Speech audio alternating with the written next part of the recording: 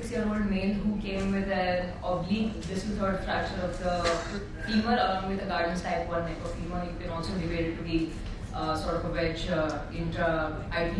So what he also came with was a compound 5th metatarsal shaft along with blunt chest trauma, head injury, as well as a contralateral proximal humerus fracture. He was extremely heavy, 110 kilos plus with a high BMI. He had unstable vitals and GCS of 12 by 50. Now, as a trauma surgeon, what would you do? Yeah.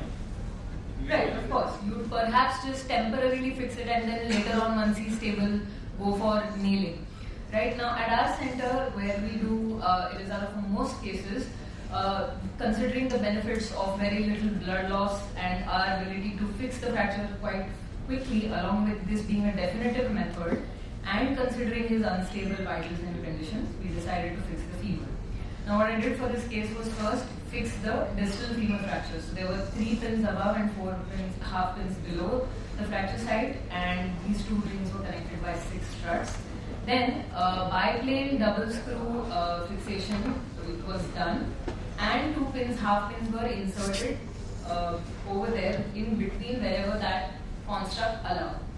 Now, after this fixation, I debrided the foot and then applied a cast with a window, and then the opposite contralateral proximal humerus I gave a Velcro sling, so it was conserved. And the patient was quickly shifted out of the OT to the ICU within 2 hours. And there he spent about a week, and later on came back, so I debrided his foot again and applied a bag, and later did a skin grafting. Now we focus on the femur fracture because this is what I learned in the most. For the first 1 month, the patient had a really hard time weight bearing because he had a contralateral fracture on the proximal humerus. And once the cast was removed at 6 weeks' time, then after that he started weight bearing well. So here he is about at 2 months post-op, he is walking full weight bearing with his stick support. Now things seemed like they were going well. He was followed up on a monthly basis, and these are his X-rays at 3 months. So he was very eager to go back to his job, and he was a tough nut to crack. He started getting very eager to remove the fixator. Now this is how his X-rays looked like. Sorry, I think there's a, but I think you can see the callus. This is how his X-rays looked at 3.5 months. And I was trying to tell him that we need approximately a month and a half more or 2 months more, but he wasn't ready to listen to this, and he said he wanted to get the fixator out as soon as possible. It's a common problem that you will face with patients when they're like, please get our fixators out soon. And ultimately, being unable to convince him, I had to remove it at around 4 months of age, 4 months after surgery. Now this is what his X-rays post-operatively looked like. So I'm not really happy with the union. The neck of femur is good. The mechanical access is not that great, but he was doing well. He was walking full weight bearing for the last 3 months. Now, I still had a bad feeling about this. So after that, after 3 more months, he came back with pain and limp. So I got his X-rays checked once again, and now I found a cortical overlap and a medial translation. So I offered to refix this patient. I had actually offered to augment his tibial fixation before in the meantime as well, but he had refused. I told him what are the pros and cons and how we can go about helping him, but he was not ready for a refixation. So in this case, second best option, I asked him to brace. So we gave him a brace and asked him to walk with the help of a walker support. Now, 2 months later, he came with this, a full-blown nonunion. So this was not going to get better with any more conservative treatment. So I told him that now we have to refix it. I honestly cannot put up with your stubbornness, and you have to get it refixed. So 6 months before, from the post the first removal, he underwent a fixation.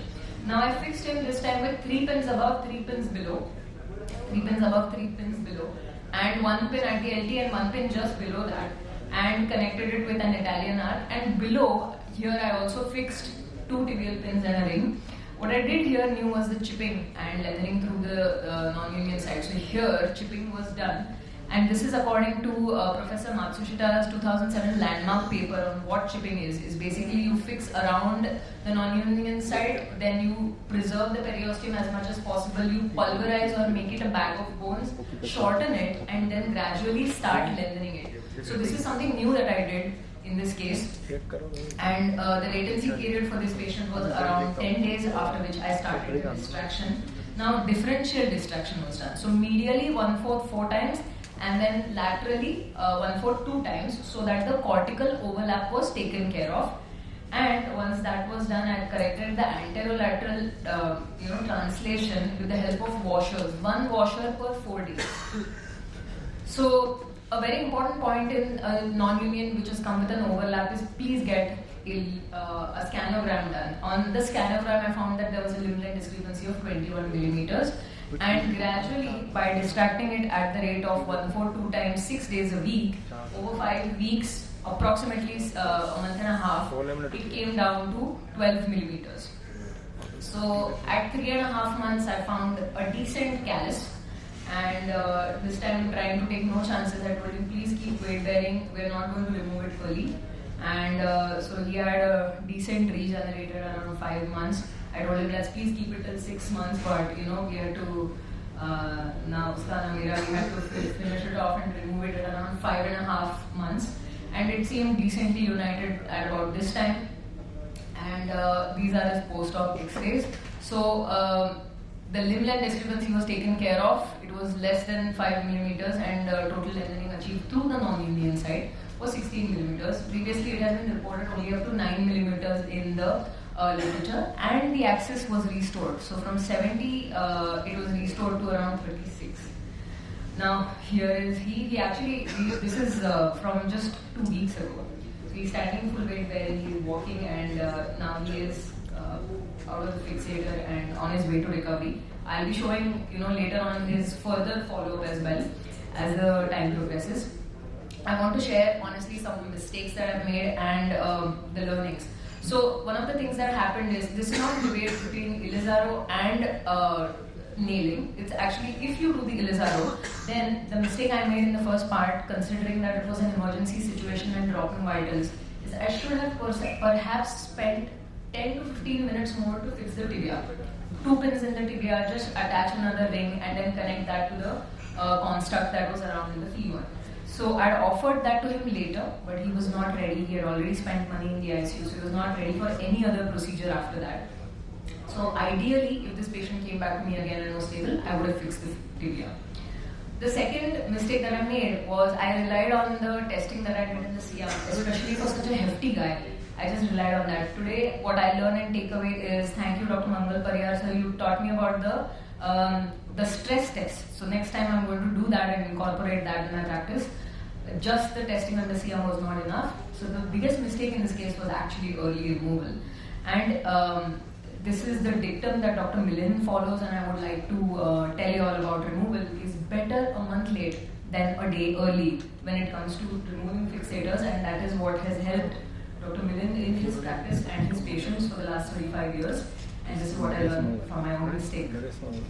Instead, what I should have done for this patient is actually reverse dynamize, which means that by adding struts, 2 more struts, I could have given the patient better stability, and as per this article, promoted better healing. So just having added 2 more struts. Of course, this was a case of being able to convince the patient, which many times it's very difficult to convince patients with the fixator. And the new thing that I learned here was chipping and lengthening through the non-unions, and that has been adequately demonstrated in or reported in the literature. And this avoids the need for bone grafting. And so we do a lot of biplane double supported screw fixations for neck or femur fractures at our institution. The new thing that I did in this case was how to fix half inch through the central zone. And I hope this case and discussion was a good learning for you as much as this was for me. Thank you so much for this opportunity for presentation. Thank you very much.